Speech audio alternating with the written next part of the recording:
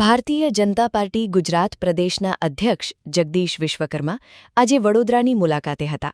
વિવિધ કાર્યક્રમોમાં ઉપસ્થિત રહ્યા હતા. આ દરમિયાન તેમણે માંજલપુર વિધાનસભા પેટાચૂંટણીને લઈને ભાજપના ચૂંટણી પ્રચારને નવી ગતિ આપી હતી.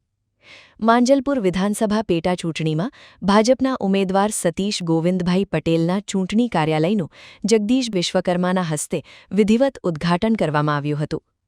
કાર્યાલયના ઉદ્ઘાટન પ્રસંગે મોટી સંખ્યામાં ભાજપના આગેવાનો, કાર્યકરો અને સમર્થકો ઉપસ્થિત રહ્યા હતા. ત્યારબાદ યોજાયેલી વિજય સંકલ્પ સભામાં સંબોધતા પ્રદેશ અધ્યક્ષે ભાજપ સરકારની વિકાસયાત્રા, જનકલ્યાણકારી યોજનાઓ અને સંગઠનની મજબૂત કાર્યશૈલી પર પ્રકાશ પાડ્યો હતો. તેમણે કાર્યકરોને ઘર ઘર સુધી પહોંચીને પક્ષની નીતિઓ અને વિકાસના કાર્યો જનતા સુધી પહોંચાડવા આહ્વાન કર્યું હતું. વિજય સંકલ્પ સભામાં ઉપસ્થિત કાર્યકરોમાં ઉત્સાહનો માહોલ જોવા મળ્યો હતો અને આવનારી પેટાચૂંટણીમાં ભાજપના ઉમેદવારની ભવ્ય બહુમતીથી વિજયી બનાવવા માટે સંકલ્પ વ્યક્ત કરવામાં આવ્યો હતો. આજે જે રાષ્ટ્રીય શીર્ષક નેતૃત્વએ જે રીતે એક પાયાના કાર્યકર્તા કે જે એની કારકિર્દી બૂથના સામાન્ય કાર્યકર્તા તરીકેથી થઈ અને આજે એમણે વડોદરા મેયરના સ્ટેન્ડિંગ ચેરમેન પદે પણ કામ કર્યું છે, સંગઠનના પણ વિવિધ જવાબદારી સંભાળી છે. એવા સતીશભાઈ પટેલને ભારતીય જનતા પાર્ટી ઉમેદવારીની તક સોંપી છે.